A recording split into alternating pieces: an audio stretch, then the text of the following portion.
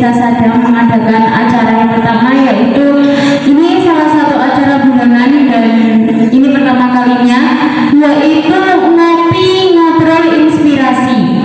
Nah, sebelum ngobrol inspirasi ini dimulai, saya mau cek sound dulu untuk rekan dan rekan kita di sini. Kalau misalnya saya bilang salam berjuta, oke, kurang semangat. Salam berjuta. Oke, dan untuk ngopi atau ngobrol inspirasi kali ini, narasumbernya saya akan membacakan CV-nya seperti terlebih dahulu, yaitu nama Bapak Ahmad Tashuti, tempat tanggal lahir 17 Mei, alamat Jalan Raya Timur nomor 407 Sugihan Jatirogo. Pendidikannya MI Mambaul Ulum Sumurgun Motong, SMP Muallimin Tuban, SMA Muallimin Tuban, Setia Widya Wiwahayu Jakarta, dan IAIN Kudus. Untuk pengalaman organisasi, beliau pernah mengikuti IPNU, kemudian PMII, Ansor, Lakbesdam PCNU Tuban, dan juga PCNU Tuban. Untuk beliau, Bapak Tasbudi, monggo untuk segera Salam Nabi Muhammad.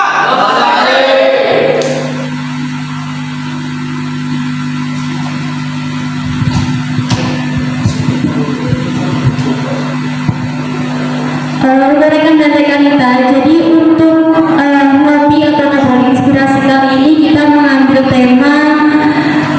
temanya adalah degradasi peran inteligensi dalam proses belajar.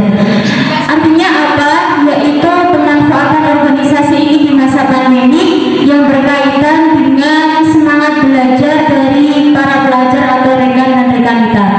Dan untuk materinya akan disampaikan oleh Bapak Tasbudi. Untuk Bapak Tasbudi, waktu dan tempat silakan. Assalamualaikum warahmatullahi wabarakatuh. Hamdan wa syukran lillah wa la haula wa la quwwata illa billah. Rabbi shrah li sadri wa yassir li amri wa hlul 'uqdatam min lisani yafqahu qawli. Amma ba'du. Yang pertama,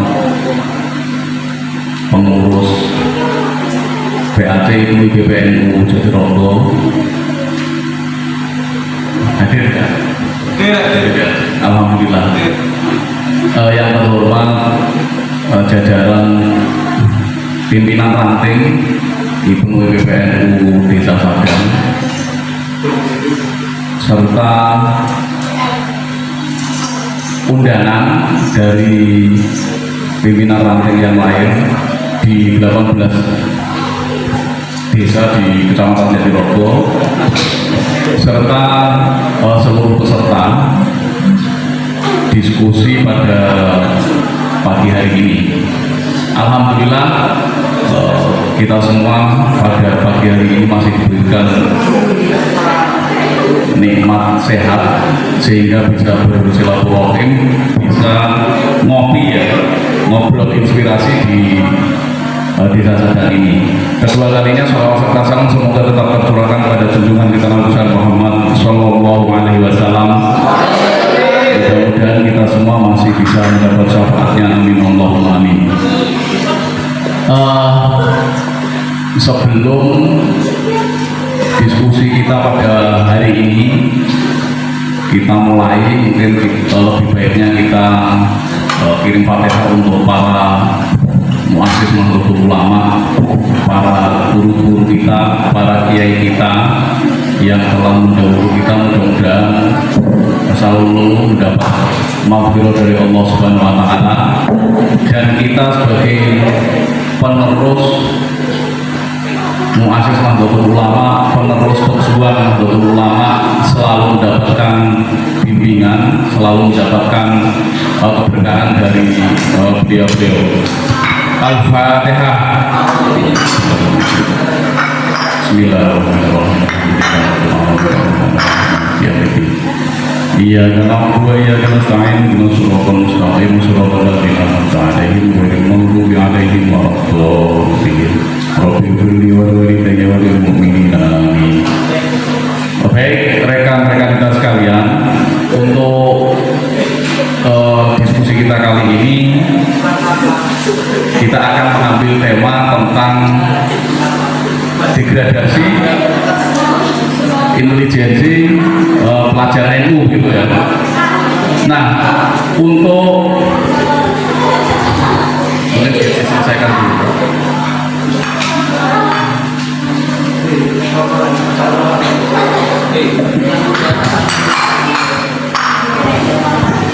Untuk dari rekan dan rekan kita, untuk posisinya monggo diselesaikan dulu ya. Jadi nanti biar keadaannya kondusif.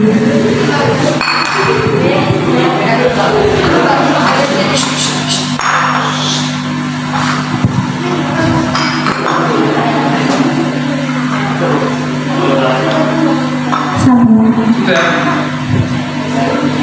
Biar verbal lagi. Iya.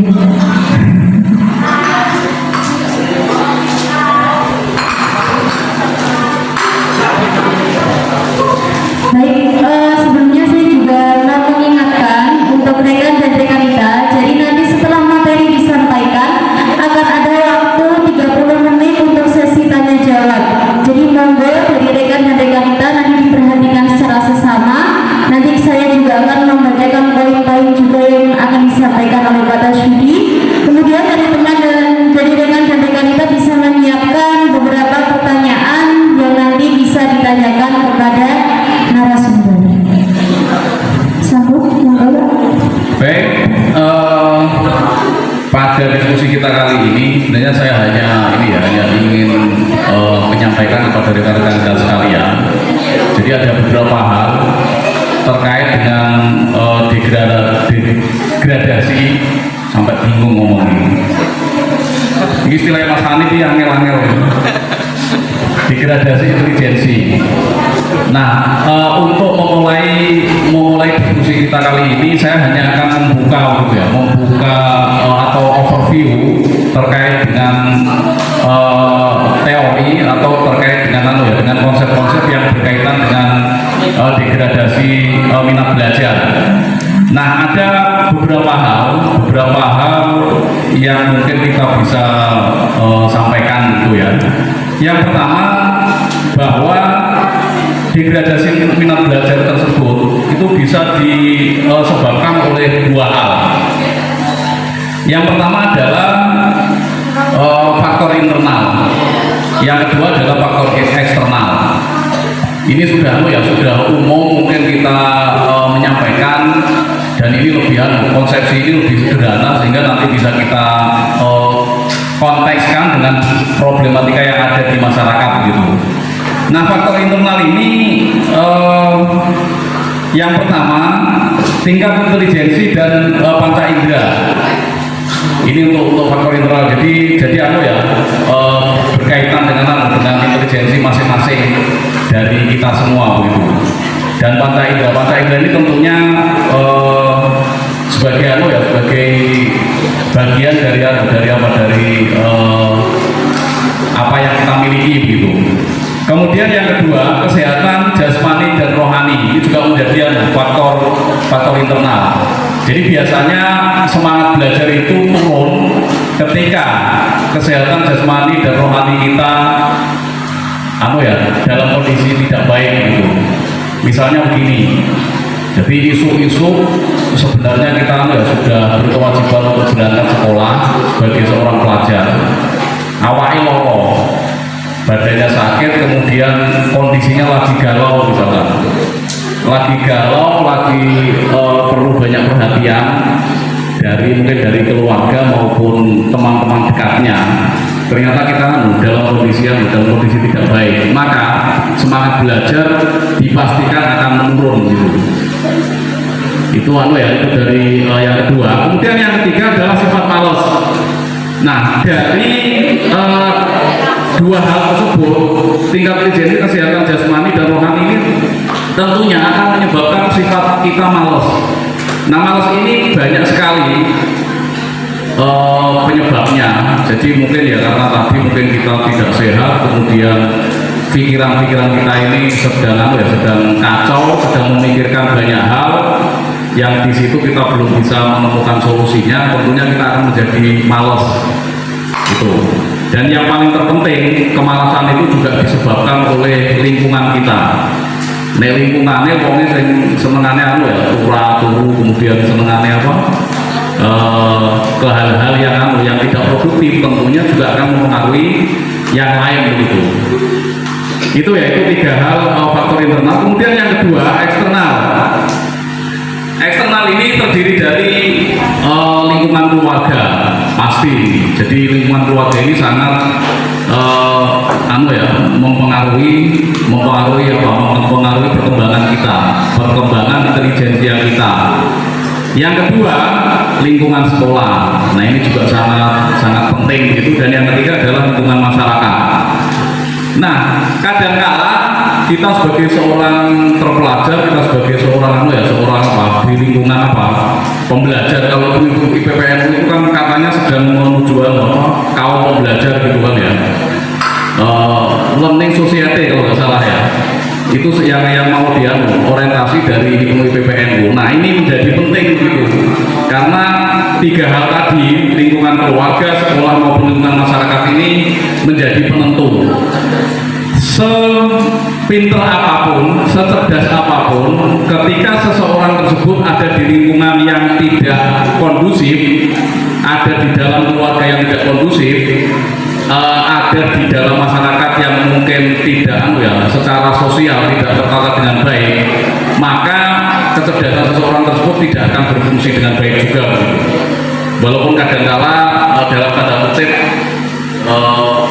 kita ini sudah dilatih oleh lingkungan kita untuk kemudian belajar, tapi kadangkala ketika kondisi tertentu, maka semangat kita itu akan turun gitu. Sehingga yang bisa diambil pelajaran dari lingkungan eksternal ini adalah bahwa lingkungan eksternal ini menjadi penentu gitu. Menjadi penentu seseorang akan intelijensi, kecerdasan dan sebagainya gitu. Itu yang berkaitan dengan penyebabnya ya. Kemudian yang selanjutnya, dampaknya. Nah dari hal yang sudah saya sampaikan di atas, minat belajar dapat mempengaruhi hasil belajar siswa. Bahwa semakin tinggi minat belajar siswa, maka hasil belajar siswa akan juga meningkat. Ini secara teori begitu ya. Jadi semakin kita belajarnya semangat, semakin kita belajarnya baik, maka tentunya prestasi-prestasi akan kita peroleh gitu. Walaupun kadangkala mungkin ini ada faktor lain gitu, bocah nek wis dasare pinter itu biasanya ketika diulang atau diajari oleh gurunya, oleh kiainya, itu biasanya langsung nyantol, dia tidak harus kemudian mengulang lagi gitu. Itu mungkin faktor yang ada di dalam atau yang ada di internal individu itu gitu. Jadi akan tetapi tidak kemudian yang tidak mempunyai kemampuan seperti itu juga tidak bisa, sangat bisa. Ketika Ketika faktor baik internal maupun eksternal tersebut kondisinya baik gitu. Nah ini kan adalah wis awak dhewe iki kemampuannya, intelijensi kita hanya sampai seperti ini ya, gak iso dikatrol misalnya begitu. Itu tidak seperti itu. Karena sebenarnya kita mengukurnya itu tidak semudah itu gitu ya. Tapi karena banyak hal yang bisa kita lakukan dalam rangka untuk menaikkan grade gitu. Nah yang selanjutnya, bagaimana caranya agar sebuah kondisi yang ada tersebut bisa kita inginkan gitu. Ini ada beberapa cara dan motivasi. Yang pertama adalah ini pentingnya orang tua dalam mengatasi degradasi minat belajar siswa. Jadi ini salah satu cara. Jadi bahwa peran orang tua khususnya adalah kalau dalam teori sosial itu keluarga inti gitu ya. Tahu ya keluarga inti? Siapa saja keluarga inti?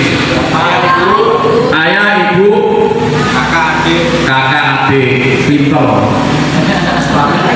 Jadi keluarga inti menjadi penentu ya. Akan tetapi kemudian tidak hanya itu saja, mungkin di warga tersebut dalam satu rumah tersebut kan ada mungkin saudara-saudara kita yang mungkin ikut dalam satu rumah tersebut gitu. Ini menjadi penting begitu. Nah, yang selanjutnya adalah pengasuh dan pendidik. Jadi orang tua ini sebagai pengasuh, yang asuh kita, yang didik kita, yang ngajarin bahasa pesantren itu akhlakul karimah, kemudian yang ngajarin sikap-sikap kita. Kemudian selain itu juga orang tua kita ini juga berfungsi sebagai pembimbing, bimbing kita, mengarahkan kita, terus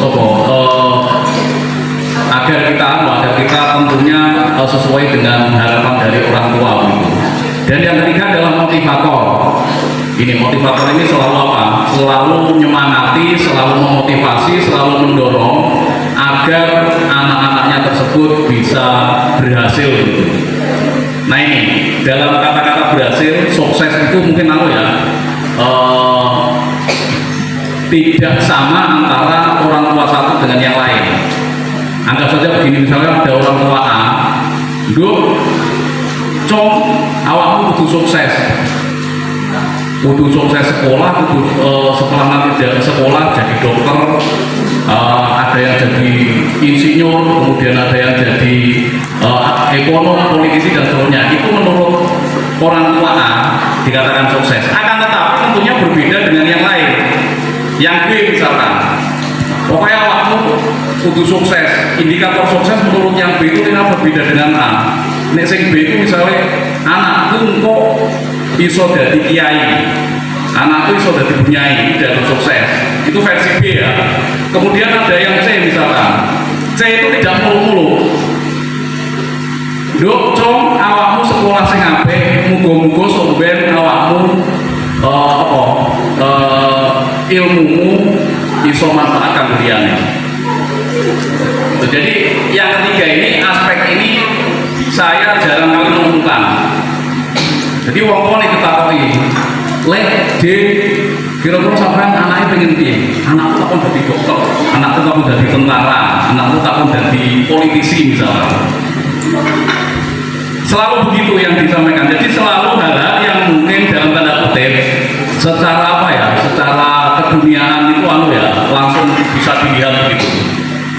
Akan tetapi tipe orang tua yang seperti yang ketiga tadi, yang C, sing penting awakmu dadi opo-opo lah, ora masalah, sing penting awakmu ono manfaate kanggo wong liya. Itu saya dari beberapa interaksi dengan banyak orang tua itu kok jarang. Padahal menurut saya pribadi bisa dibantah juga gitu. Menurut saya yang paling istimewa itu yang ketiga itu sebenarnya. Istimewa, tapi biasanya yang istimewa itu kan nek panganan ya. Kalau makanan yang istimewa mesti digoleki. Mesti digoleki. Kita cari martabak aja, martabak yang istimewa. Ada dagingnya, ada telurnya dan seterusnya. Tapi kalau karakter seseorang yang menurut saya istimewa yang ketiga itu jarang dicari. Itu kan, jadi itu jarang dicari. Makanya kemudian yang ketiga itu insya Allah menjadi motivasi saya untuk dalam kehidupan ini. Jadi api-api menungso itu kan bermanfaat untuk menungso liya kan. Dan itu insya Allah tidak akan dibantah oleh siapapun. Itu. Jadi mungkin mohon maaf.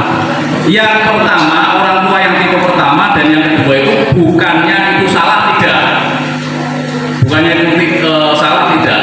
Akan tetapi mungkin dia belum lihat yang lain.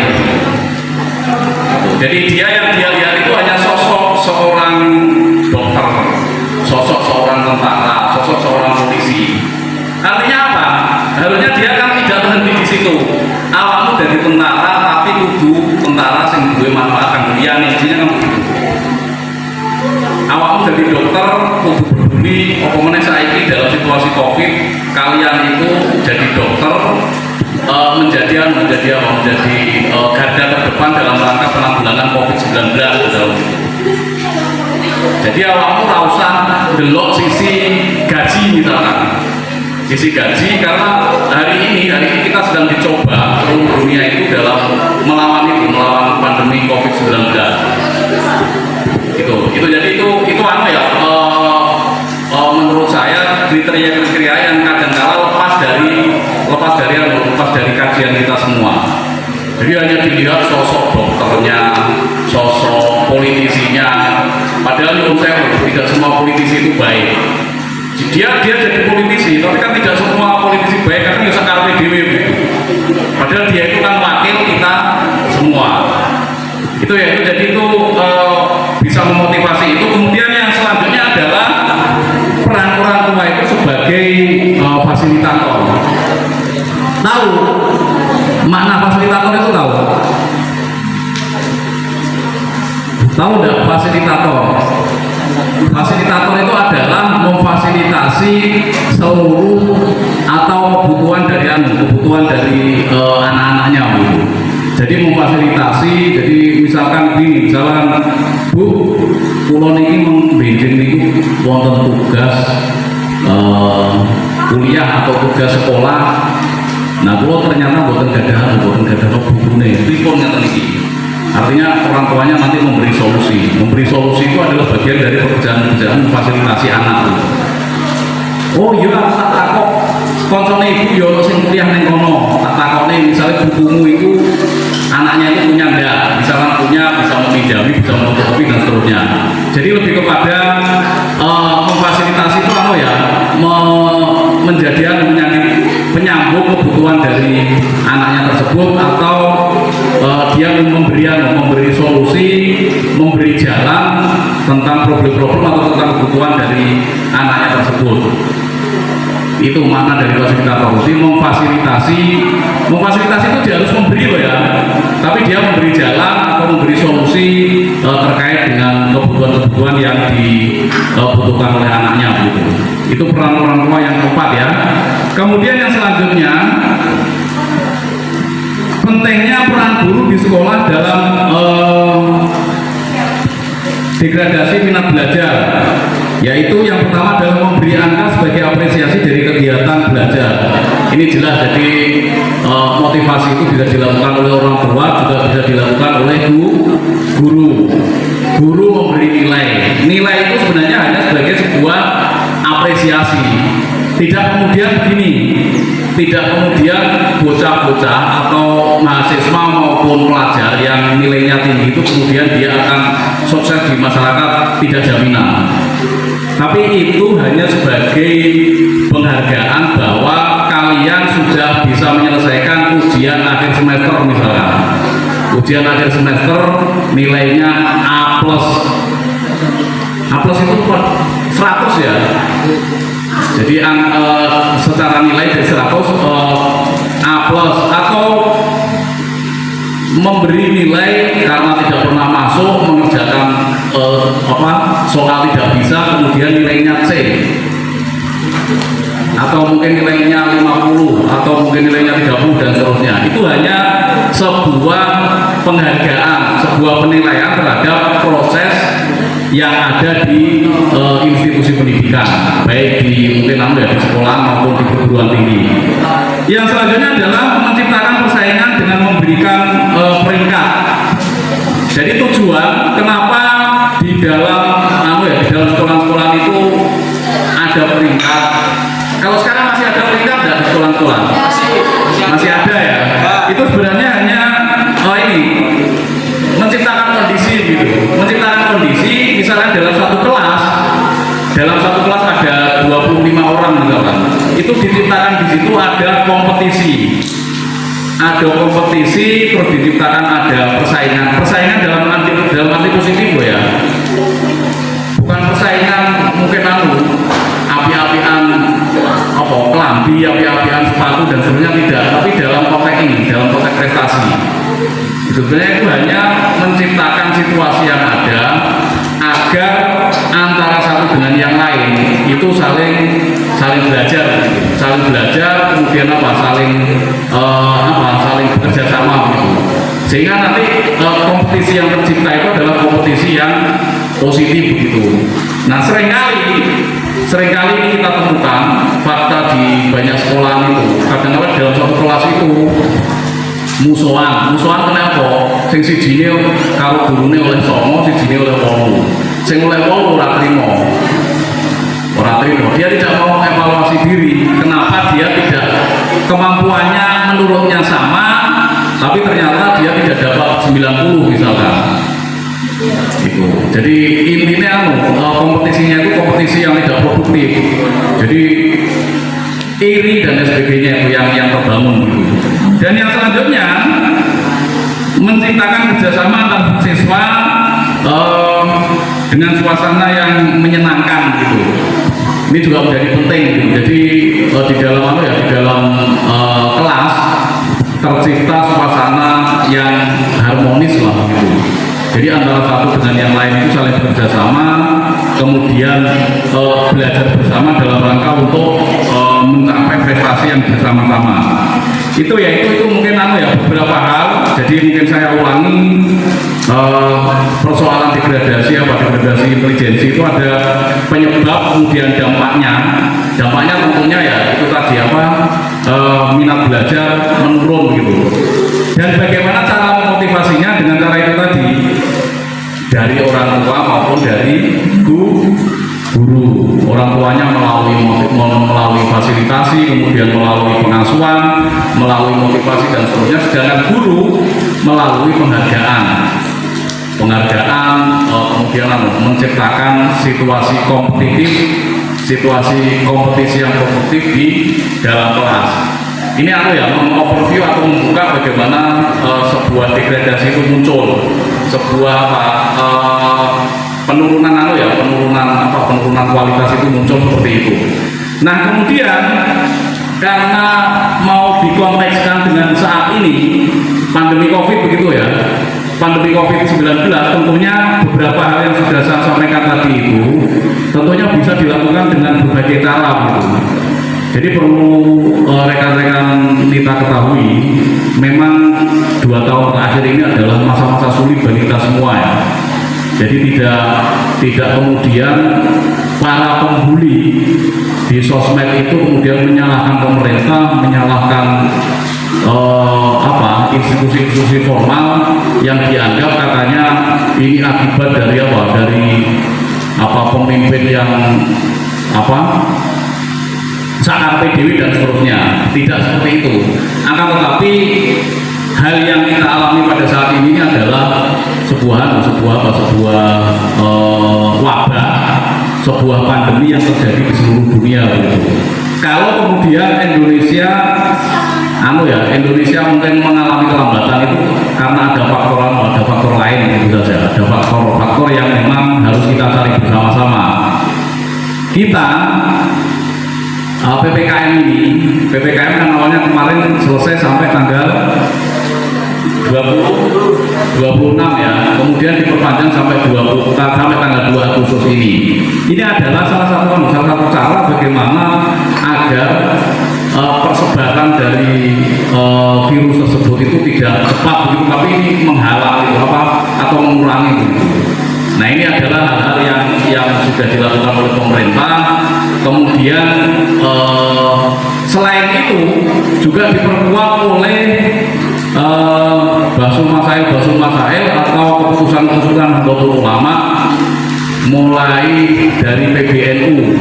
Jadi diskusi soal bagaimana menyikapi pandemi ini sudah dilakukan, sehingga menurut saya apa yang sudah diputuskan oleh pemerintah, apa yang sudah didukung oleh Nahdlatul Ulama, oleh MUI tersebut tidak harus kita diskusikan lagi, tapi kita laksanakan. Dikongkon maskeran, terus dikongkon meningkatkan imun dan seterusnya gitu. Ini.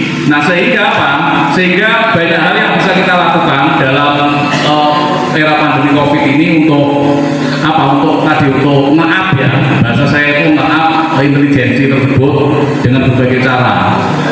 Jadi hari-hari ini kita banyak mengenal kuliah menggunakan daring, kemudian sekolah menggunakan daring juga ya, sekolah daring dan sebagainya. Sehingga apa? Di era pandemi ini teknologi informasi ini menjadi teknologi informasi maupun media-media tersebut menjadi salah satu hal yang bisa kita manfaatkan begitu. Jadi mungkin hampir mungkin saya secara pribadi hampir dalam setiap hari itu selalu diajak untuk ngobrol dengan teman-teman, dengan banyak komunitas terkait dengan banyak hal itu dengan menggunakan Google Meet misalnya, kemudian dengan Zoom, dengan media-media yang lain. Nah, ini bisa dimanfaatkan oleh kita semua agar di era pandemi ini apa yang sebelumnya itu rekan-rekan kita lakukan secara normal, kemudian ini ada perbedaan gitu. Sehingga apa? Sehingga kita semua tidak kemudian terhenti begitu, tidak kemudian terhenti. Nah, beberapa waktu yang lalu itu ada pimpinan cabang dari IPMI PPN itu juga ngobrol ringan itu soal waktu itu, kalau nggak salah sebelum konferensi itu ya, iya Pak, itu caranya kita kok konferensi kita hari ini sementara kondisinya seperti ini. Ya sudah, diobrolkan saja begitu. Diobrolkan saja, karena Tuban ini sebenarnya kan tidak parah-parah banget begitu dibandingkan kabupaten lain. Kalau data terakhir 1 minggu yang lalu, Tuban itu zonanya masih zona kuning ya. Tapi yang lain sudah merah, bahkan mau zona hitam. Artinya apa? Artinya kegiatan kita itu masih agak diperbolehkan gitu dibandingkan dengan kabupaten lain gitu. Sehingga rekan-rekan kita sekalian dalam era pandemi ini juga tetap bisa belajar, juga bisa tetap berkomunikasi dengan menggunakan media, karena saya yakin rekan-rekan kita semuanya ini lebih banyak ini sosial media yang dimilikinya, akun-akun yang dimilikinya dibandingkan saya. Paling kalau saya kan banyak punya Facebook, WA gitu aja, Instagram barusan buat. Kalau rekan-rekan kita semuanya ini pasti punya yang lain gitu. Ini sehingga apa? Sehingga hal-hal yang diinginkan oleh tema diskusi pada hari ini, jadi penurunan minat belajar tersebut akan terminimalisir gitu. Aktivitas teman-teman itu, aktivitas rekan-rekan kita ini tetap berjalan dengan baik, dengan situasi yang ada, dengan menggunakan pengetatan aturan sesuai dengan anjuran pemerintah, tapi tetap bisa beraktivitas dengan baik. Nah, dari apa yang tadi sudah saya sampaikan tadi, tentunya memang memang ada keterbatasan, tapi keterbatasan itu jangan kemudian dianggap menjadi penghalang gitu. Karena apa? Karena rekan-rekan kita semua pada hari ini 10, 20, 25 tahun yang akan datang akan menjadi pemimpin-pemimpin di negeri ini, pemimpin-pemimpin atau ulama begitu.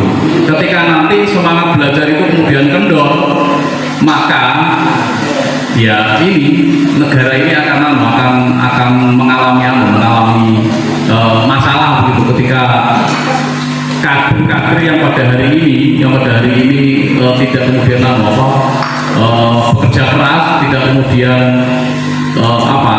bergandengan tangan bekerjasama dengan yang lain untuk memajukan negara kesatuan Republik Indonesia. Itu mungkin Mbak, jadi hal-hal yang mungkin saya bisa sampaikan.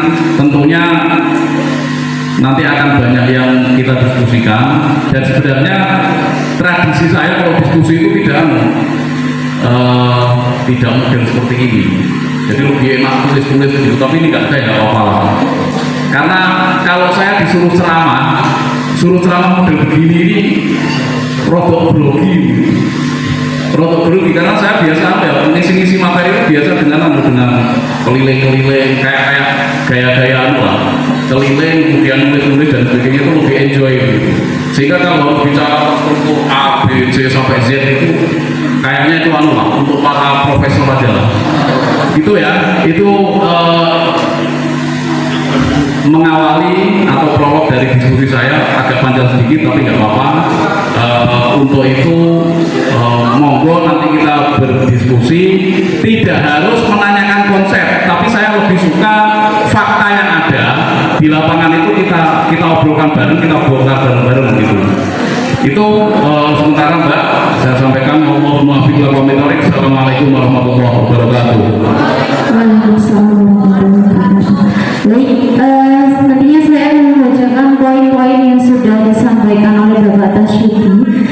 Tapi sebelum saya membacakan dari materi yang disampaikan tadi, untuk saya pribadi ya Pak, ada satu hal yang menarik menurut saya. Tadi Bapak menyampaikan bahwa peran orang tua itu juga penting dalam menguatkan minat belajar dari anak-anaknya. Tetapi fakta yang ada terkadang ada beberapa orang tua yang berbeda karakternya. Kita dituntut untuk bisa terbuka ya, untuk anak dan juga orang tua. Terkadang ada orang tua yang hanya kamu harus seperti ini, kamu harus seperti ini. Tapi dia tidak pernah menanyakan mungkin bagaimana setelah hari ini, gimana harimu hari ini. Tapi untuk anaknya sendiri juga tidak bisa terbuka atau tidak bisa cerita panjang lebar terhadap orang tuanya. Nah, mungkin Bapak bisa dikasih tips atau cara bagaimana mengatasi keterbukaan antara anak dan orang tua sehingga nanti menciptakan komunikasi yang baik. Karena kan nantinya juga akan berpengaruh dengan semangat untuk belajar tersebut, Pak. Terima kasih.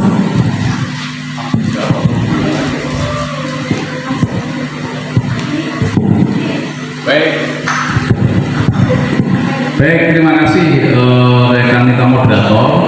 Jadi yang disampaikan tadi itu banyak terjadi di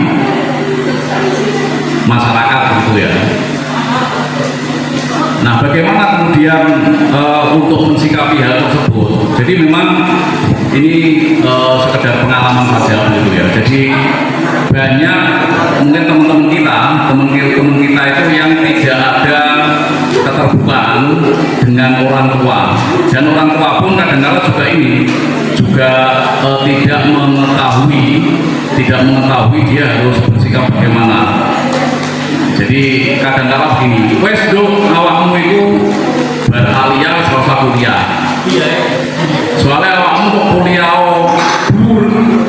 tetap untuk kan bagian tetap meladeni suami, masak suami, nggak enak kopi. Nah, ini ada pemahaman orang tua yang seperti itu. Saya dalam konteks ini saya setuju dengan Mbak Najwa Shihab.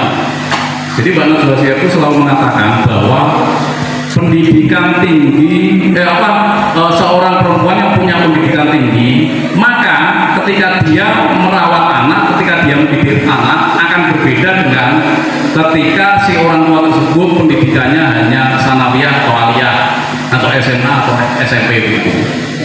Ini jadi artinya apa? Artinya justru malah seorang ibu, seorang orang tua itu ketika pendidikannya tinggi itu akan berbeda ketika nanti dia mendidik anak-anaknya begitu. Nah, ketika kita korelasikan dengan apa yang disampaikan oleh rekan moderator tadi, ya harusnya ya ini orang-orang kita ini sebagai seorang terpelajar harusnya juga mungkin terbuka dulu dengan orang tua. Bu atau Pak, ini saya ada kegiatan begini kita ceritakan kemudian sampai beliau itu memahami kita sehingga apapun yang kita lakukan itu beliau akan mengetahuinya begitu. Nah, kadang-kala yang terjadi adalah kita ini harus mimpi sakarepe dhewe tanpa harus menjelaskan. Karena apa? Karena saya yakin orang tua yang dalam tanda kutip mungkin dia nek bahasane cah nom itu kurang gaul gitu ya. Dalam tanda kutip misalkan ada orang tua yang kurang gaul, ketika kita terbuka Jadi kita awali dari diri kita dulu, Pak. Kita awali dari diri kita dulu, kita terbuka, kita ceritakan. Bapak, Ibu, saya sekarang aktif di IPPNU misalnya. Nah, kegiatan IPPNU itu A, B, C dan seterusnya Bu. Jadi kita kita awali dari keterbukaan kita dulu, karena tidak bisa kita paksakan ketika orang tua yang mungkin dalam tanda kutip pengetahuannya luarnya itu terbatas, kemudian kita langsung gampangannya minta bimbingan dari dia, dari orang tua itu, kemudian keinginan kita itu pengen dipenuhi semua, tidak. Tapi kita harus proaktif dulu gitu. Jadi kita awali dari seperti itu. Karena apa? Karena rekan-rekan itu sudah punya modal, sudah punya pengalaman berorganisasi, pengalaman berinteraksi dengan banyak orang. Sementara orang tua kita itu hanya di lingkungan yang yang mungkin hanya ketemu teparone, tidak ngerti luar gitu. Itu pada kuncinya adalah kita yang proaktif dulu gitu. Itu menurut saya, dan ini sudah banyak yang mempraktekkan.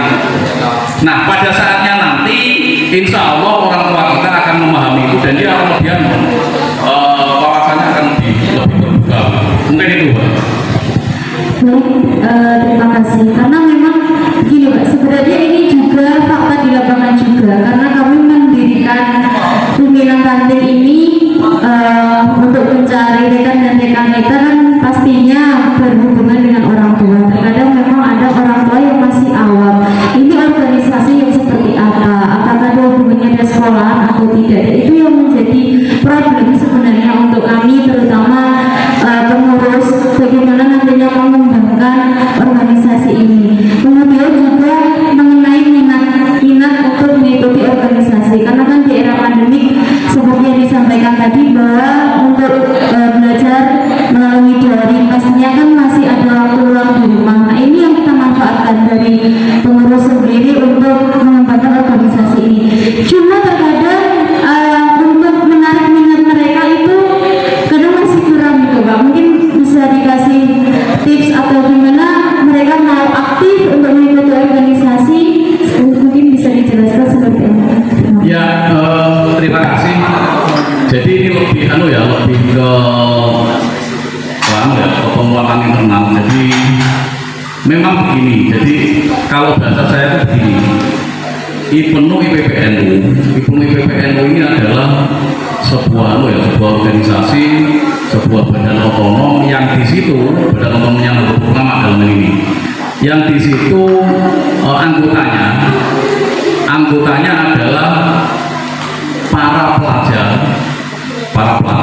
walaupun mungkin di level di cabang atau mungkin PAC ada juga mahasiswanya. Itu harus kita ini dulu, harus kita track, harus kita bahasanya itu harus kita ketahui dulu minat dan bakat mereka itu seperti apa.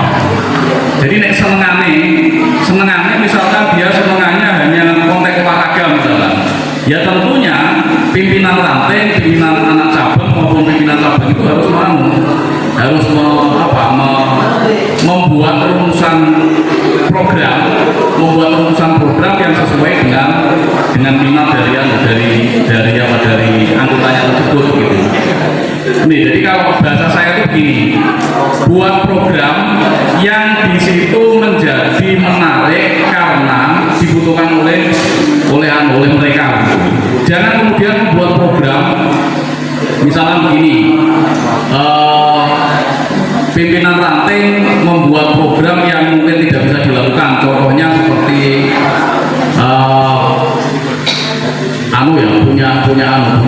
punya keinginan kuat membangun usaha mandiri yang misalkan settle gitu. Jangan kayak gitu. Karena apa? Karena kalau menurut saya pelajar itu jangan diiming-imingi hal-hal yang sifatnya praktis begitu. Jangan. Tapi lebih kepada pengetahuan, lebih kepada untuk mengisi ini pikiran-pikirannya ke hal-hal yang memang dibutuhkan dia. IPMU PBNU dalam konteks ekonomi itu kayaknya belum begitu nyambung. Nah itu mungkin bisa dilakukan di level cabang misalnya, di level cabang bikin membuat usaha mandiri misalnya. Walaupun sebenarnya kepengurusan di tingkatan ranting pun mampu, tapi itu hanya persen-persennya yang mampu. Akan tetapi secara jamaah maupun jamiah itu belum ada potensi itu gitu. Belum ada kekuatan penuh di situ. Sehingga apa yang harus dirumuskan adalah berbasis program yang berbasis kebutuhan dia. Misalkan dari ini sedang ramainya buat konten-konten yang menyenangkan gitu tentang pandemi COVID, mungkin diajak bikin training tentang sosial media, tentang membuat video. Soalnya kalau pendekatan pelajar itu biasanya ditunjukkan hal-hal yang di situ bersifat bisa divisualisasi, soalnya kan kebetulan untuk mainan juga gitu. Ini kan menjadi hal menarik gitu. Jangan kemudian misalnya dijawab diskusi bahasanya yang dhuwur, ya 1, 2 pengurus, 3 pengurus mungkin oke lah. Tapi kan yang lain kadang-kala juga tidak tertarik gitu. Diskusi monggo, tapi diskusi yang santai, tema-temanya itu walaupun sebenarnya temanya itu kalau mau dibahasakan tinggi nggak apa-apa, tapi sebenarnya yang di kontekstual saja, yang di kontekstual, dan di situ akan menjadi kebutuhan. Contohnya misalkan bagaimana membuat diskusi tentang bagaimana strategi belajar untuk menembus UMPTN, SNPTN misalkan, SBMPTN misalkan. Ini kan menjadi kebutuhan terutama yang lulusan kuliah, lulusan SMA, atau membuat training desain misalkan. Soalnya anak-anak milenial sekarang itu dolanan HP itu kan asik, kemudian membuat program-program seperti itu gitu. Nah lalu yang kedua soal bagaimana menjelaskan kepada orang tua IPMU PBNU seperti apa itu juga bisa dilakukan dengan bapak-bapak kita. Misalkan minta dibantu oleh pengurus ranting, MBCNU dan seterusnya. Jadi nanti rekan-rekan kita itu tidak sendirian gitu. Nah yang sering terjadi itu begini, dan ini mungkin kita alami semua gitu. Kadang-kala begini, NU itu, Nahdlatul Ulama itu kadang-kala juga tidak mau tahu dengan banomnya. Ini yang mungkin memprihatinkan juga gitu. Sehingga kadang-kala bocah ngomong ora tau sowan rene kok gitu. Itu harus kita maklumi gitu. Jadi harus kita maklumi, akan tetapi selain itu si bapak-bapak NU maupun ibu-ibu muslimah itu juga harus merefleksikan diri gitu. Ini kritik bagi kita semua. Saya juga pengurus NU gitu. Dilema. Ya, jadi harus saling bahasa sederhananya itu ya saling asih dan asuh gitu. Artinya sing nom itu proaktif, kemudian menyampaikan segala sesuatu yang terjadi dinamika di organisasinya gitu. Karena kadang-kala mungkin saya tidak cerita di kabupaten mana. Kadang-kala itu sudah merasa hebat. Dia lembaga yang hebat di NU, dia badan otonom yang hebat di NU. Paling NU pengurus NU raiso koyo aku gitu. Itu tidak menurut saya hal yang tidak pas gitu. Walaupun kecerdasan keahlian Banom maupun lembaga itu lebih dari pengurus PCNU, akan tapi dia juga menjadi bagian dari gerakan Nahdlatul Ulama. Ketika kemudian dia rumongso paling gede dewe begitu. Itu mungkin untuk dua hal itu tadi, Mbak. Terima kasih. Baik, terima kasih. Saya akan membacakan poin-poin yang disampaikan oleh Bapak Tasyudi. Untuk rekan-rekan kita yang ingin bertanya mungkin bisa disiapkan pertanyaannya. Baik, sebentar ya. Jadi yang disampaikan oleh Bapak Tasyudi tadi yang pertama mengenai degradasi disebabkan oleh dua faktor, yaitu faktor internal dan juga eksternal. Untuk faktor internalnya terdiri dari rasa malas dan juga jasmani dan juga rohani. Kemudian untuk faktor eksternalnya yaitu melalui lingkungan keluarga, juga lingkungan sekolah.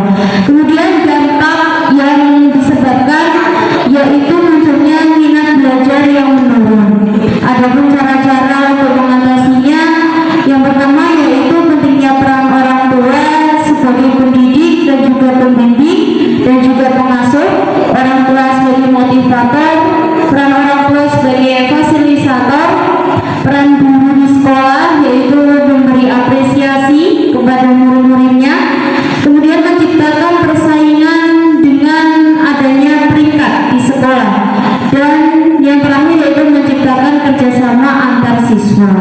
Nah, dari poin-poin tersebut atau materi yang disampaikan oleh Bapak Tasyudi, monggo dari rekan-rekan kita mungkin ada yang ingin bertanya.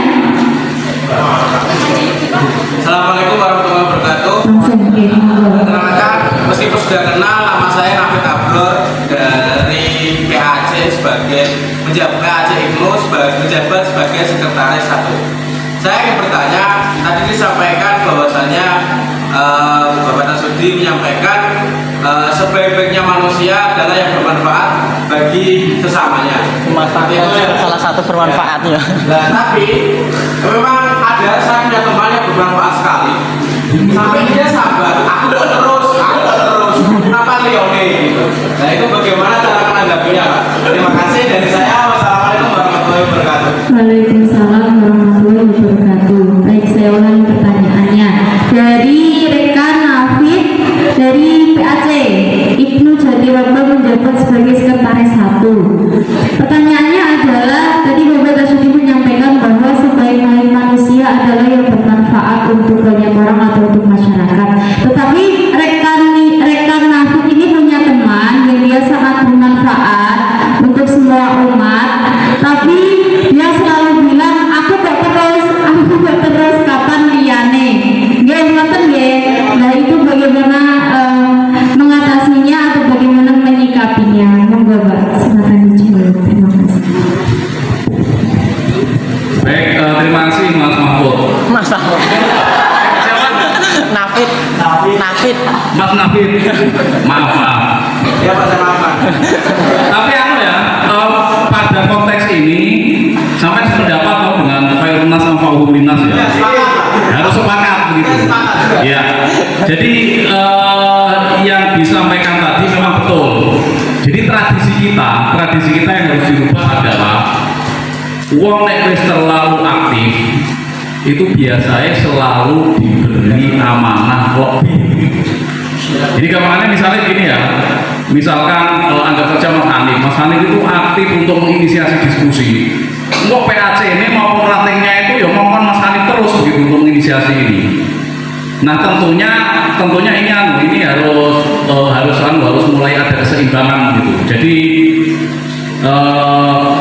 memang wong sing manfaatkan wong liya itu apa gitu. Tapi tidak kemudian harus seperti yang disampaikan tadi. Jadi nek wis ono manfaate terus dikongkon terus wae sehingga nek bahasa saya remek gitu kan ya. Remek karena yang lain tidak kemudian membantu begitu. Nah, yang harus dilakukan adalah sebenarnya tradisi ini selalu terjadi di Nahdlatul Ulama. Ini kita harus mengevaluasi diri dan harus kita akui begitu. Harus kita akui. Jadi gambarannya saya itu pernah ada cerita begini. Jadi konferensi IPNU IPPNU era saya, PC IPNU IPPNU era saya itu tahun 2005-an ya kalau nggak salah. Ya kalau salah mungkin nanti bisa dikoreksi, tanyakan lah priorisasinya itu. Waktu itu saya menginisiasi pra konferensi cabang IPNU IPPNU Tuban itu ada semacam ini, ada semacam kegiatan pra yang menarik, sehingga waktu itu ada usulan untuk diskusi soal aswaja. Jadi bahasanya waktu itu sudah bahasa halaqah aswaja. Nah, saya mengusulkan seperti itu, kemudian merumuskan ini kegiatan atau mengusulkan itu belum sampai jadi rumusan ya. Nah, ketika lontaran itu muncul, maka kemudian ya sudah Mas Tasudi saja ketua panitianya gitu. Nah, ini yang selalu terjadi di kita. Nah, hal-hal tersebut itu gimana ya? Jadi nek wis ambu yo Mekah gitu. Nek wis selalu dipasrai kemudian dikerjakan, walaupun aku ya dalam tanda kutip itu pasti bermanfaat untuk yang lain pasti. Tapi kan yo seorang inisiator itu akan jadi remuk begitu karena ngurusin begitu. Ini sekedar cerita saja yang terjadi begitu, dan itu selalu terjadi mungkin sampai hari ini. Saya di PCM itu ketika mengusulkan kegiatan-kegiatan itu, ya selalu begitu, langsung dikongkon ngurusi. Ini kan sebenarnya tidak adil lah menurut bahasa saya. Maka yang perlu dilakukan adalah bagi kita, karena kita ini sudah terkonsolidasi di dalam sebuah banom, dalam hal ini memenuhi PPNU, maka struktur dalam hal ini yang ada di ranting PAC dan seterusnya itu strukturnya harus proaktif. Proaktif itu artinya apa? Artinya ketika ada gagasan-gagasan yang dilakukan atau yang diusulkan oleh anggotanya, maka harus segera direspon gitu. Direspon dengan gaya-gaya organisasi. Dengan gaya organisasi itu tentunya kita masih berpatokan pada POAC, planning, organizing, actuating, dan controlling. Jadi kita tarik ke situ. Sehingga apa? Sehingga orang yang sebenarnya akan bermanfaat untuk organisasi tersebut itu tidak itu saja, tidak orang-orang itu saja yang tadi disampaikan. Jadi ini selalu walaupun dia bermanfaat untuk, tapi terus dia digawe kara-karaan. Tidak seperti itu. Tapi maka yang harus mendinamisir, yang harus memfasilitasi bahasa saya, yang harus memfasilitasi juga pimpinan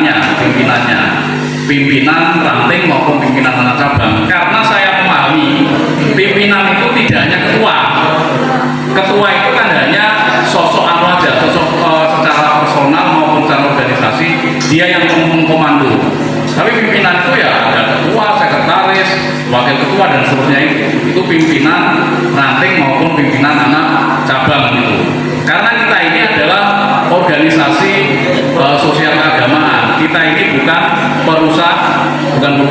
Perusahaan kan komisaris kemudian direktur itu kudu manut karo komisaris, dia apa itu belum. Tapi kalau di organisasi tidak. Jadi seorang ketua, seorang sekretaris itu hanya bertanggung jawab kontak dia berhubungan dengan pihak lain, kontak administrasi, kontak manajemen. Tapi tetap yang melaksanakan adalah semuanya. Sehingga lagi-lagi kata kuncinya adalah proaktif dari pengurus yang lain, Itu biar nanti seseorang yang mempunyai gagasan-gagasan bagus yang harapannya akan bermanfaat untuk yang lain tersebut, orang dipek dewe dalam bahasa ininya, guyonannya ganjarannya dibagi gitu. Ganjarannya dibagi, orang kok ganjarannya diwekno siji karena yang lain itu pengen nama aja, punya pemasangan gitu. Kalau ini ganjaran dibagi oleh ganjaran podo kan enakan mlebu swarga bareng-bareng. Amin Allahumma amin. Gitu, Mbak.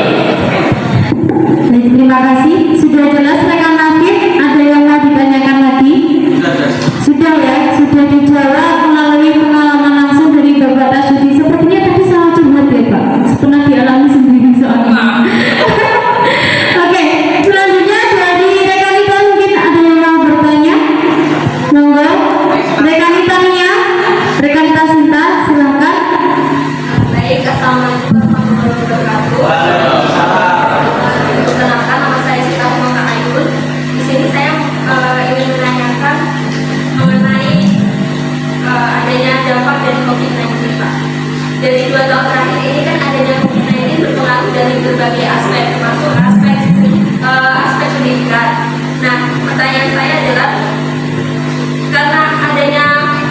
pengaruh di aspek pendidikan itu, pendidikan anak sekolah terutama TK hingga SD sangat membutuhkan belajar tatap muka ya Pak, karena belajar yang sekarang kan karena adanya COVID sehingga belajarnya menjadi daring.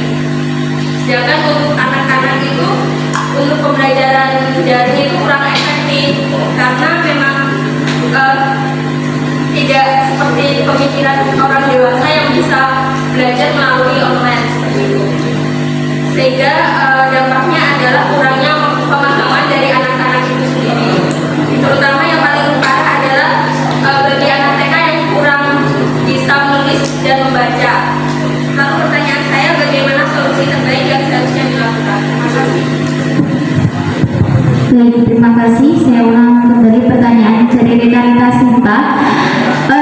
Di pandemi COVID-19 seperti ini berdampak untuk berbagai aspek, terutama yaitu pendidikan. Kita ketahui fakta di lapangan adalah untuk para pelajar ini pembelajaran melalui daring, gitu ya, melalui daring. Tetapi sebenarnya kurang efektif, terutama untuk anak SD dan juga anak TK yang belum bisa membaca dan juga menulis. Nah, pertanyaannya itu solusinya seperti apa? Monggo Pak Taswidi.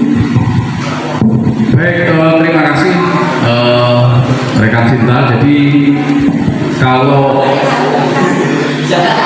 sampean tadi bicara kurang efektif untuk anak TK dan SD, kalau saya justru lebih ekstrim.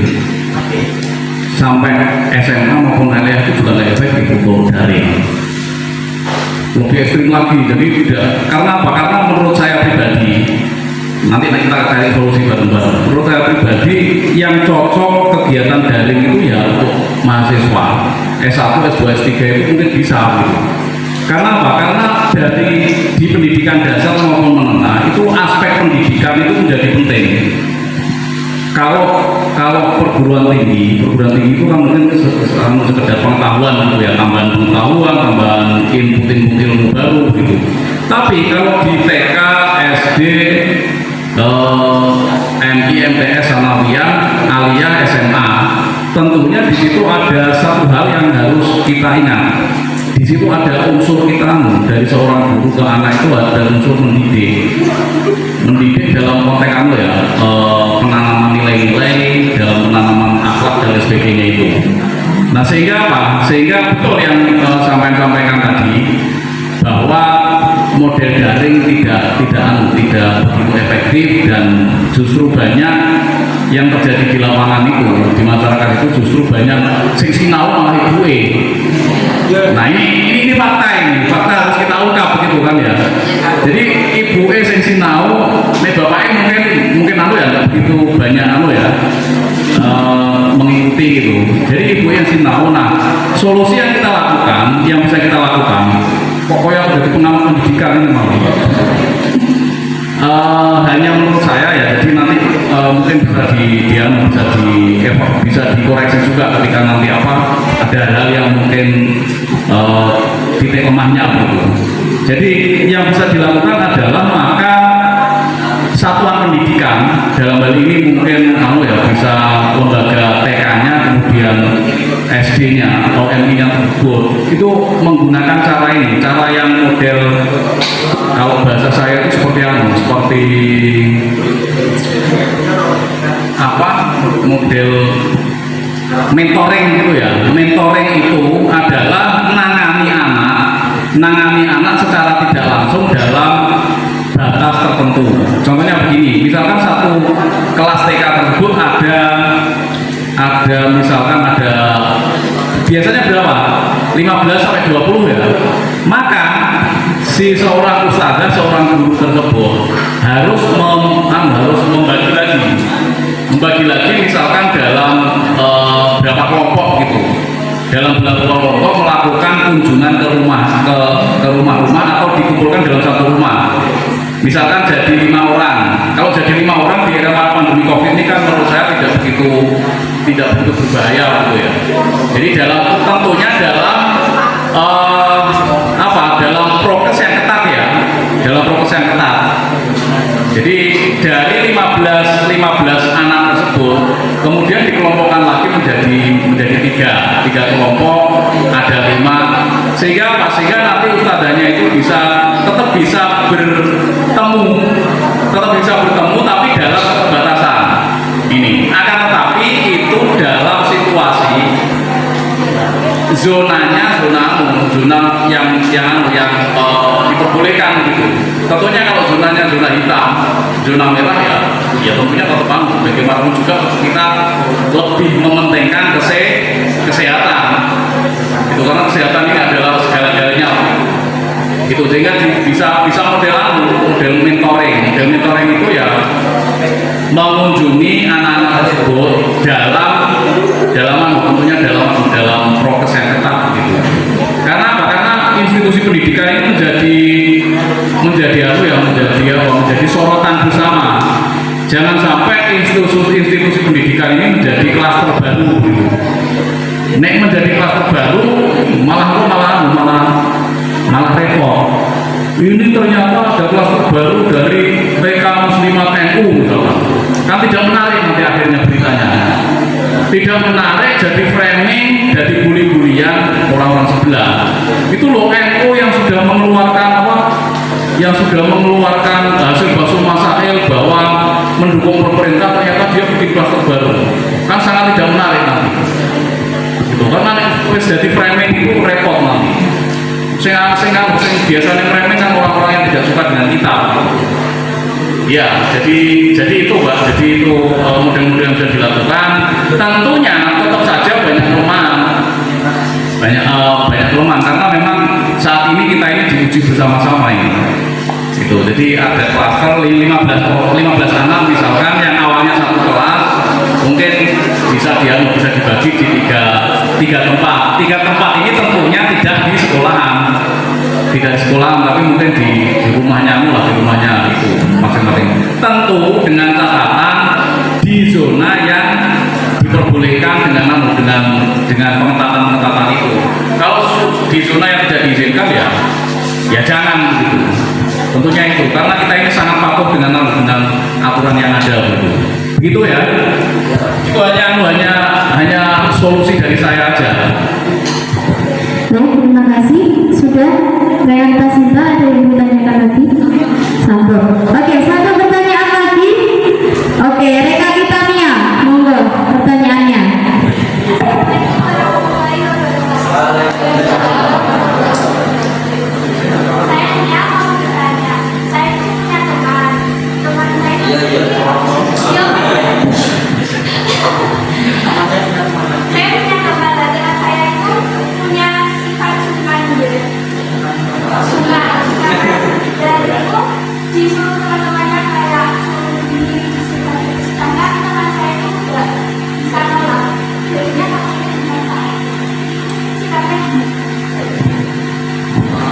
Oke, saya ulangi lagi ya. Pertanyaannya dari Reka Kitania. Jadi Reka Kitania ini punya teman yang punya sifat sungkan. Akhirnya setiap dia disuruh, dia nggak bisa nolak karena dengan alasan sungkan atau segan dengan temannya. Dan takutnya kalau itu terus berlanjut jadinya malah seperti dimanfaatkan. Nah, seperti itu cara menyikapinya seperti apa? Begitu deh. Ya, monggo dijawab Pak. Wah, ini macam psikologi.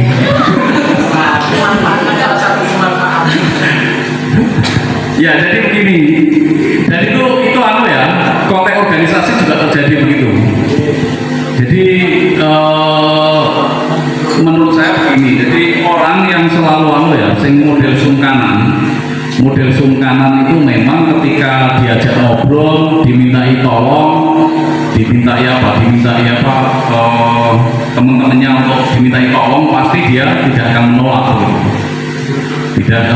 walaupun posisinya sebenarnya sangat keberatan, tapi orang sungkan, orang ngomong. Nah, ini sering terjadi. Nah, untuk mengantisipasi atau untuk agar terkesan tidak dimanfaatkan, tentunya kita kembali kepada yang minta tolong itu. Jadi ini ya baik-baiknya si orang yang minta tolong tersebut itu juga harus tahu diri juga begitu. Harus tahu diri juga, jangan kemudian terkesan dia meminta tolong itu ke si A misalkan. Karena apa? Karena si A tersebut tidak bakalan berani menolak atau sungkan menolak. Makanya ini sebenarnya konteks yang terjadi di lingkungan kita. Wong nek wis gampang dikongkon itu kapane dikongkon terus. Dan itu sangat mungkin, Mbak. Sangat mungkin dia itu termanfaatkan atau dimanfaatkan. Sangat mungkin. Sangat mungkin. Sehingga apa? Sehingga yang harus kita sikapi itu tadi kan ceritanya temennya sampean toh ya. Yang harus proaktif sampean menyampaikan ke temennya tersebut. Jadi nanti biar mungkin dikasih semacam strategi, sampean memang orang sanggup ngomong orang sanggup. Jangan kemudian sampean sungkan ini ternyata. Karena apa? Karena nanti kalau dia tidak mampu untuk dimintai tolong dengan memaksa, akhirnya kan juga tidak enak juga nanti dirinya. Jadi orang sing misalnya dikongkon jalur tolong apa sementara dia tidak bisa nolong tersebut. Tapi karena apa? Contohnya ini memang disilai duit, ternyata dia sungkan. Soalnya disilai duit mesti ngasih. Tapi pas hari itu dia tidak punya uang. Akhirnya dipinjemi uang, dia malah pinjam menyeret lagi. Artinya kan dia kan ngutang juga nanti akhirnya. Itu contoh apa ya? Contoh yang bisa kita lihat secara langsung. Sehingga apa? Sehingga sampean selaku temennya harus juga menyampaikan ke dia, memberi pemahaman. Awakmu itu jangan selalu bilang siap, jangan selalu bilang iya ketika dimintai tolong oleh temenmu. Tapi kudu ngukur dirimu sendiri. Kira-kira awakmu dimintai tolong tersebut kira-kira bisa enggak? Kalau enggak bisa ya bilang aja. Wanek-wanekno begitu, jangan sungkan. Ngapunten niki boten saged ngereng-ngerengsani dan sebagainya. Dengan bahasa yang halus yang bisa diterima oleh temennya itu. Jadi harus kita jelaskan, karena apa? Karena yang akan terjadi nanti dulu kalah-kalahan kalau dia tidak bisa menerima. Itu sehingga itu tugas kita semua untuk menyampaikan teman-teman kita yang model seperti itu. Dipahamkan, dipersuasi dengan bahasa yang mungkin dengan bahasa kita lah, sambil guyon mau piye. Itu kan soal strategi masing-masing individu gitu. Jadi lebih kepada memahamkan dia untuk memberanikan diri ketika tidak siap ya bilang tidak siap. Ojo kok siap mawon. Tidak. Kalau itu bahasa perintahnya banser itu. Bahasa perintahnya banser dalam situasi aku harus siap gitu. Tapi dalam konteks yang lain kan tidak. Begitu ya.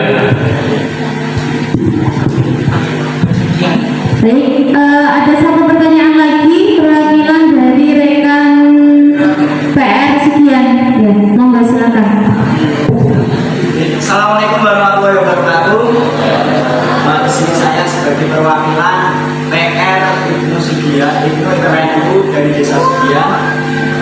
Sebelumnya saya sedikit ini ya, Pak Sugi mau apa namanya? Mau curhat ya. Jadi ya.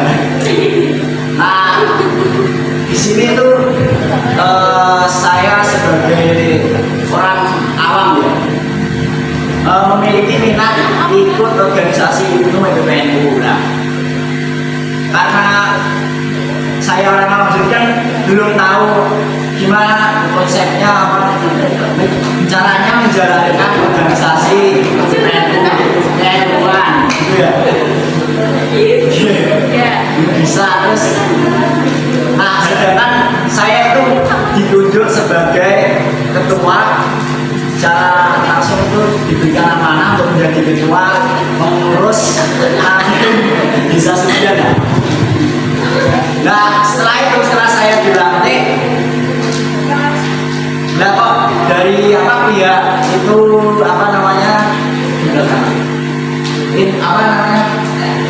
pihak sing lantik itu maksudnya pihak yang lantik itu nggak ada tindak lanjutnya, maksudnya memberikan suatu arahan atau memberikan bimbingan lah gitu. Dan langsung sampai tak yang mana jadi itu langsung wis dulu. Akhirnya kan kita sebagai orang awam yang tidak tahu masalah keilmuan kok dikon nyemplung ning itu akhirnya bingung mau berbuat apa. Mungkin gitu ya. Tapi terus dan juga ada pertanyaan tambahan ini. Nah itu terkait itu alasan itu bagaimana nanti maka jadi menanggapinya. Terus terkait itu, nah selain itu saya tuh pengen menumbuhkan itu mindsetnya anak-anak gini, ayolah gak usah ngenteni hiburan, maksudnya gak usah ngenteni atasan ini bulan, ayo ini boleh diri apa namanya, mencari wawasan sendiri, mencari literasi sendiri, ayo bareng-bareng ngangkat PS Sugian ini caranya pemuda ini mau bisa intinya neng organisasi itu bisa menjadi kegiatan yang positif gitu lah. Aku tenis sebelumnya bahasanya campur-campur. Tidak apa-apa. Itu sebenarnya sudah ada jawabannya, Mas. Jawabannya nomor selalu rumahnya Pak Tasudi. Soalnya kan kita benar sampean. Ya, jadi nanti bisa ngobrol panjang lebar. Ya. Baik, saya ulangi pertanyaannya ya. Ini sebenarnya menarik dan ini juga yang mungkin terjadi di beberapa ranting dan fakta yang ada di lapangan juga. Jadi Mas Ibnu ini sebagai ketua Ibnu pimpinan ranting Desa Sugian. Mas Ibnu langsung dilantik dari atasan, berarti atasannya kan PAC. Nah itu ketua di belakangnya sampai yang mau ditanyakan Mas. Oh gitu, mumpung ada narasumbernya mau ditanyakan. Setelah dilantik diberi amanah sampai menjadi ketua, setelah itu tidak ada tindak lanjutnya. Jadi Mas Ibnu ini bingung karena merasa masih awam dengan organisasi Ibnu dan IPPNU. Meminta solusi kepada Pak Tasudi, kebetulan juga tetangganya sendiri guys, sama-sama desa sahabat Desa Sugian. Monggo Pak Tasudi untuk memberikan solusi atau tips-tipsnya. Baik, terima kasih. Mungkin saya sepakat dengan dengan rekan kita moderator. Jadi itu memang terjadi tidak hanya di Sugian kok. Kalau moderator tadi bilang itu mungkin di ranting di Kecamatan Jatirogo. Kalau saya bilang se-Indonesia. Nah artinya apa? Itu selalu terjadi walaupun mungkin tidak secara masif ya. Mungkin di Lamongan juga ada, di Gresik, Bojonegoro dan seterusnya. Memang dalam konteks belajar organisasi itu harus runtuh, kalau bahasa saya itu begitu. Harus runtuh mulai dari hal yang sebenarnya pelajar putra maupun putri itu dari ketidaktahuan tentang Nahdlatul Ulama menjadi agak tahu dulu, jangan tahu dulu nek wis ngerti kok nek gitu. Harus tahu dulu organisasi itu seperti apa, kemudian Nahdlatul Ulama itu seperti apa, Ahlussunnah wal Jamaah itu seperti apa. Walaupun tahunya itu mungkin tidak mendalam banget, konteks ini tidak ada masalah. Yang penting minimal tahu dulu. Nah, di kepengurusan, di struktur organisasi dalam hal ini adalah badan otonom, pimpinan ranting, Ibnu PBNU, itu tentunya ada pengurus tadi sudah disampaikan. Ada pengurus, ada pelantikan. Pelantikan ini menjadi proses awal bagaimana seorang pengurus untuk menggerakkan organisasinya hingga masa hikmah yang ada. Kalau ranting itu berapa tahun? 2 tahun. 2 tahun ya, selama 2 tahun masa hikmah selama 2 tahun. Maka yang perlu dilakukan adalah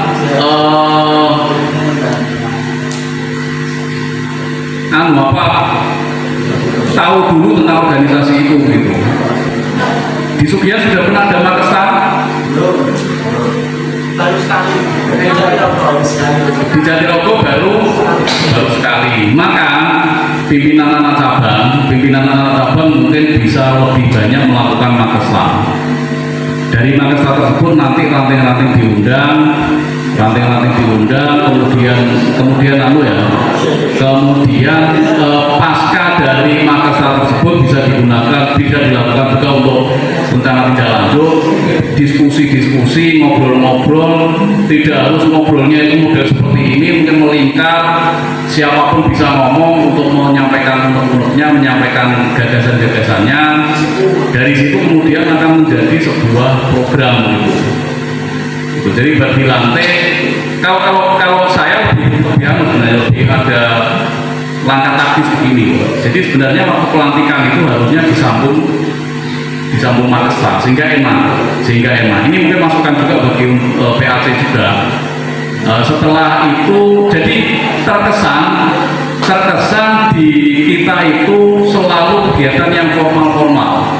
Pelantikan, ada kemudian konferensi PAC, kemudian ranting dan seterusnya sampai cabang. Tapi kadang-kadang habis itu hanya kebiarin tok sholawatane, terus mengundang tokoh nasional misalkan untuk ceramah kemudian dan sebagainya. Baru leren. Ini namanya evaluasi kita bersama. Jadi saya itu selalu menyampaikan bahwa ketika pelantikan dilakukan itu ya tentunya diikuti dengan kegiatan lain gitu. Jangan hanya pelantikan saja. Karena apa? Karena di pelantikan tersebut saya yakin banyak pokoknya penuh ya, apalagi penuh Ansor, PMI maupun yang NO, Fatayat dan sebagainya itu kadang-kala dia dilantik jadi pengurus orang ngerti. Kalau penuh mungkin dari tidak tahu itu mungkin oke lah, karena memang dia baru level awal atau Banom pertama ya. Banom pertama menuju ke Nahdlatul Ulama. Mungkin ada wis Fatayat, Muslimat atau NU pun itu kan ada banyak pengurus yang dia tidak tahu NU, tidak tahu organisasi. Nah sehingga ini menjadi catatan kita bersama. Tapi saya yakin mengkonsolidasi Nahdlatul Ulama itu ketika kita serius begitu insya Allah gampang. Konteks Nahdlatul Ulama secara luas. Dan lebih enak lagi mengkonsolidasi Banom itu kenapa? Karena Banom itu biasanya kalau bahasa saya itu frekuensinya sama. Jadi kalau PPN itu kan frekuensinya sama, bulanannya podo, kemudian senengannya main game itu game apa gitu ya podo. Itu kemudian dolanannya apa, kemudian hal-hal yang biasanya sering didiskusikan itu hampir sama. Sehingga mengkonsolidasi Banom itu lebih enak. Mengkonsolidasi NU secara keseluruhan itu agak sulit walaupun bisa dilakukan.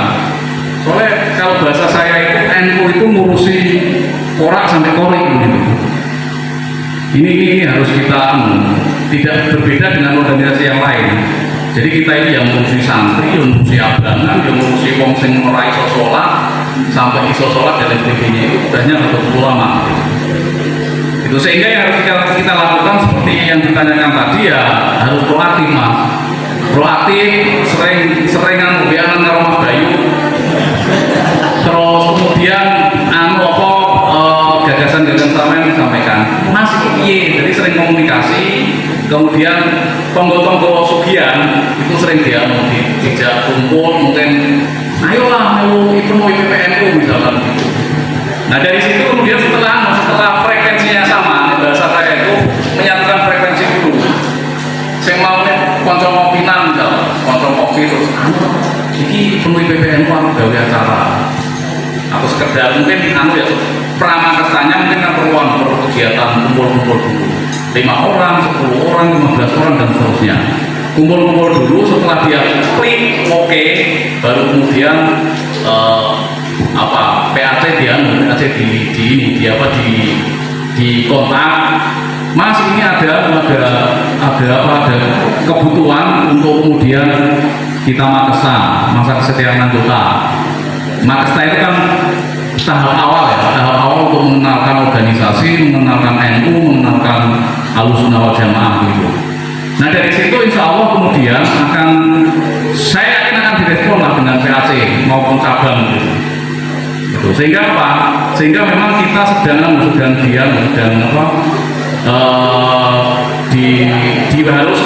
diharuskan untuk proaktif.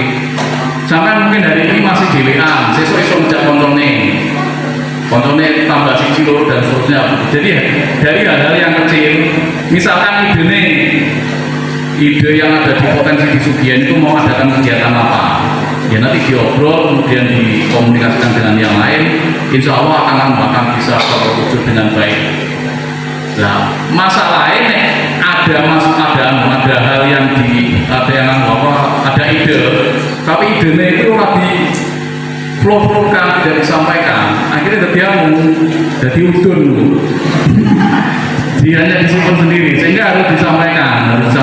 Jadi problem karena ini organisasi ya bukan masalah pribadi, karena organisasi maka organisasi itu secara sederhana bisa diambil 1, 2, atau 3 orang yang tergabung dalam satu kelompok, satu komunitas, itu organisasi. Sehingga sampean itu problemnya itu bukan problem sampean sendiri sebenarnya, tapi problem bersama. Sehingga harus dikomunikasikan dengan lain. Setelah dikomunikasikan, frekuensinya podo, baru disampaikan ke PAC. Aku baru sampai lantai. Kemarin berapa orang yang di lantai? Banyak, lumayan. Nah itu diajak ngobrol dulu. Ngobrolnya nggak usah formal. Ngobrol nih sampean, terus ngopi-ngopi atau apalah yang biasa disenangi teman-teman itu. Kemudian nanti setelah di situ frekuensinya sama, harus sama dulu frekuensinya ya. Kalau belum sama nanti susah. Jadi keinginannya sama, kemudian kebutuhannya sama. Jangan-jangan nanti dia tidak ingin makesta, kalau sama makesta tapi langsung gawe opo gitu kan. Gitu. Tapi untuk pengenalan organisasi ya lewat makesta dulu itu kalau menurut bahasa organisasi itu adalah kaderisasi formal. Tapi tidak kemudian kaderisasi non formal. Kaderisasi non formal itu yang di luar garis struktur ya. Artinya yang di luar kewajiban organisasi yang kaderisasi wajib itu tidak. Tapi yang kaderisasi non formal itu ya kaderisasi yang di luar itu, kajian aswaja misalnya, atau bedah organisasi misalnya. Itu kan menjadi instrumen dalam rangka untuk mengembangkan organisasi. Itu kalau makesta memang kewajiban, karena itu kaderisasi formal. Habis makesta kemudian lakmut, habis lakmut kemudian ada lakut, COT dan seterusnya sampai banyak sekali. Itu yang formal. Yang tidak formal banyak. Kayak hari ini walaupun sebenarnya menjadi programnya salah satu bidang di ranting sadang, tapi ini menjadi instrumen juga dalam kaderisasi non formal. Jadi hari ini bisa kita katakan sebagai kaderisasi non formal karena apa? Diskusi ini kan untuk pengembangan intelektual, pengembangan organisasi di luar lakut. Gitu kan. Jadi ngomong di karo kanca-kancane, setelah nanti frekuensinya sama, jawabannya hanya itu sederhana, cuma tak perlu saja begitu. Terima kasih. Sudah jelas ya, rekan Ibu. Jadi nanti selain panjenengan ngobrol sama ketua PAC-nya, tak sarankan panjenengan besok begini pada Sudi ya. Ini bapaknya loh, bisa sebulan loh, mana sampai. Oke, satu pertanyaan lagi dari yang terhormat Ketua Pimpinan Anak Cabang Ibnu Jatirogo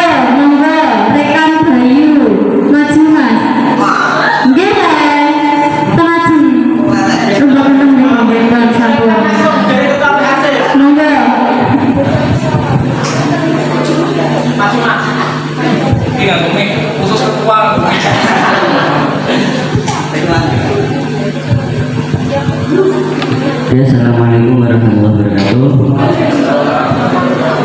Ketika mendengar rangkaian kata dari Mas Ibnu, saya juga tergerak. Dan mungkin saya juga orang awam, dan saat dulu ada konferensi itu tiba-tiba dilantik secara aklamasi, saya juga bingung harus ngapain. Setelah dilantik saya juga ditinggal. Mungkin kalau Mas Ibnu masih di lingkup suatu desa, kalau saya di lingkup suatu kecamatan. Jadi musiknya itu kali 18, karena dalam kecamatan itu ada 18 desa.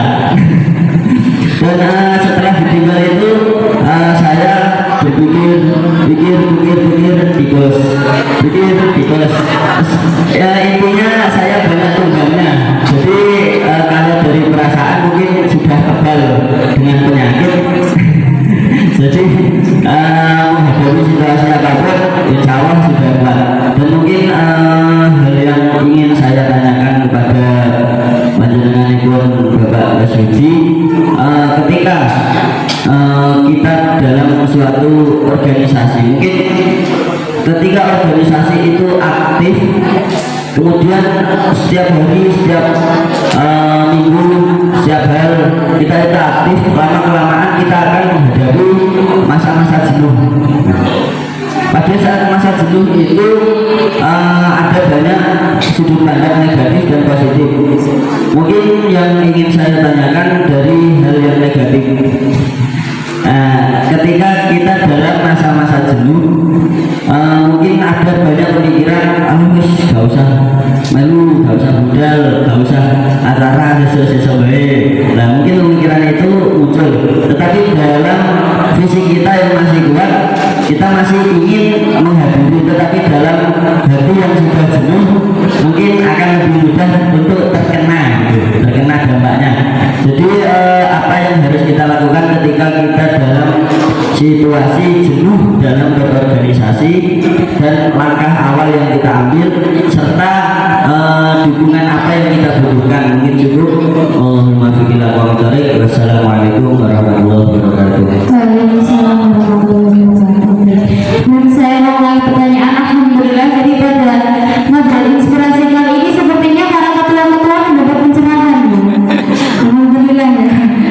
Baik, pertanyaan dari Ketua PAC Ibnu Kecamatan Jatirogo, rekan Bayu, ini juga banyak sekali yang dialami oleh rekan dan rekanita, bukan hanya rekan Bayu. Ketika kita menghadapi situasi jenuh dalam organisasi, tetapi dalam hati dan pikiran sebenarnya juga masih ingin mengikuti.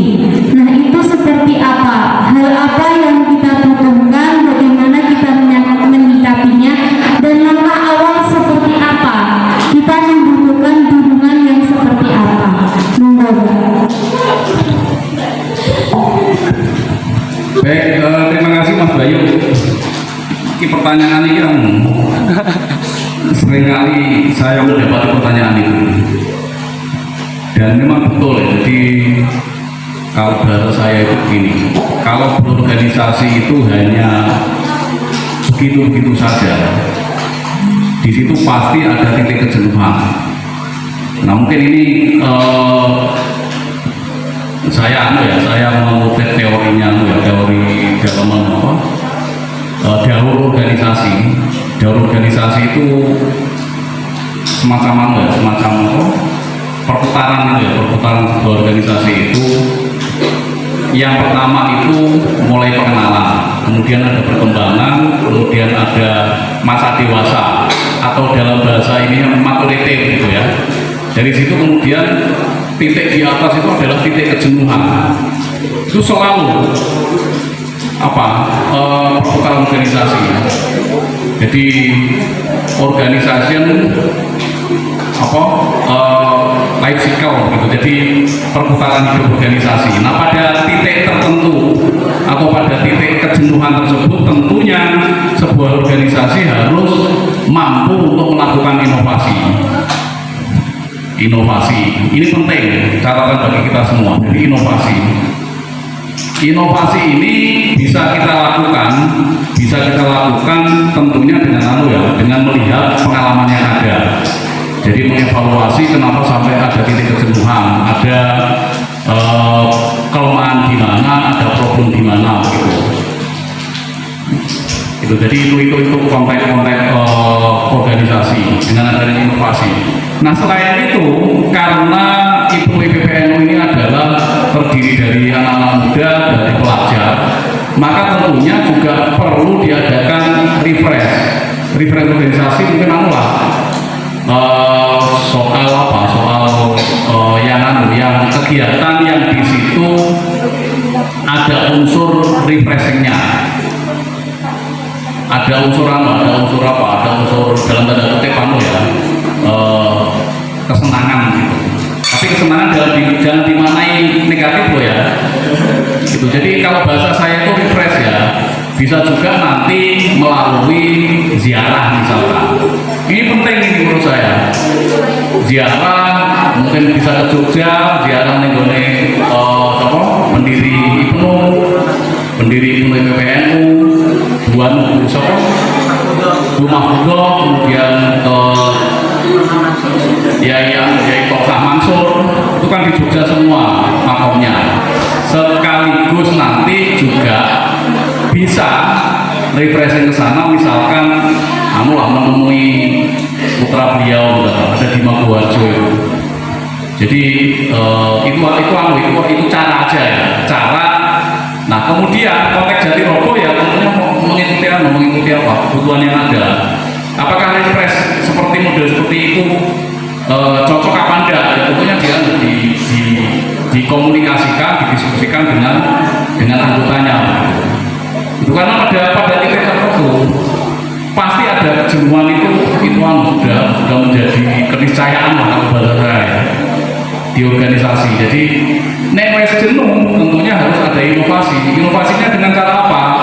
Ya dengan cara mengevaluasi penggunaan kok hanya begitu saja ya beli IPPNU begitu.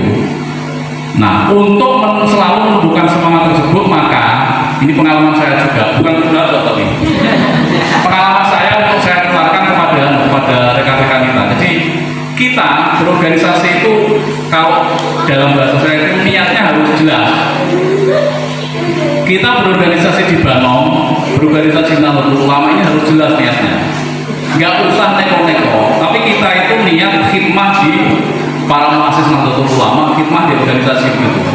Kalau rekan-rekan kita itu khidmahnya mau ke ketua, mau ke sekretaris, mau ke bendahara soal juga di TOK isolasi, bui ambiar nanti ambiar niat kita. Tapi itu tadi khidmah kepada Nahdlatul Ulama secara organisasi, meneruskan perjuangan para muassis Nahdlatul Ulama, insya Allah nanti clear. Kalau kita melalui kejenuhan, kita tarik ke situ lagi, insya Allah akan termotivasi lagi. Saya sering mengalami begitu itu kok. Situasi saat ini malah ujung-ujungnya di NU maupun di organisasi ini. Tapi tak pasti. Nek aku ngelopro, kalau kita ngelopro itu bosoknya apa ya? Sama ya. Ngelopro itu semacam putus asa gitu ya. Ya ambil nanti begitu. Makanya kemudian ketika kita merekrut calon anggota menjadi anggota itu harus kita doktrin betul, harus kita kuatkan betul. Berorganisasi itu tujuannya apa? Dalam hal ini adalah Nahdlatul Ulama. Nek orang ngomong sering terjadi itu. Jadi bahasanya ya apa? Putus asa akhirnya halah paling IPPNU yang ngono wae. Udah lewat gitu, akhirnya dia nggak aktif. Tapi harus kita tanamkan bahwa ini menjadi Nahdlatul Ulama itu adalah menjadi wasilah, menjadi jalan kita untuk memperbaiki diri, untuk belajar agar kita ini menjadi kader-kader yang paripurna, kader Nahdlatul Ulama yang sempurna. Nah awak dhewe melu PPNU supaya sampeyan sudah di politisi hebat. Saya tak melu PPNU sampeyan ben iso kanca akeh. Nek kanca akeh aku sampeyan gawe pabrik, nek gawe perusahaan, maka teman-teman itu akan menjadi konsumen saya. Kalau tujuannya itu mulai yang tok. Jadi oleh sampai dari pengusaha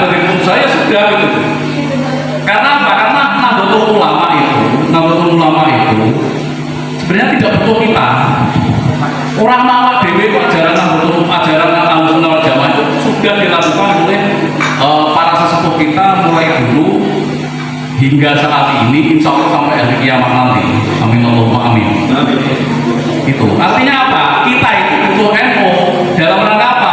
Untuk memperbaiki diri kita. Itu niat dari yang harus kita tanamkan gitu.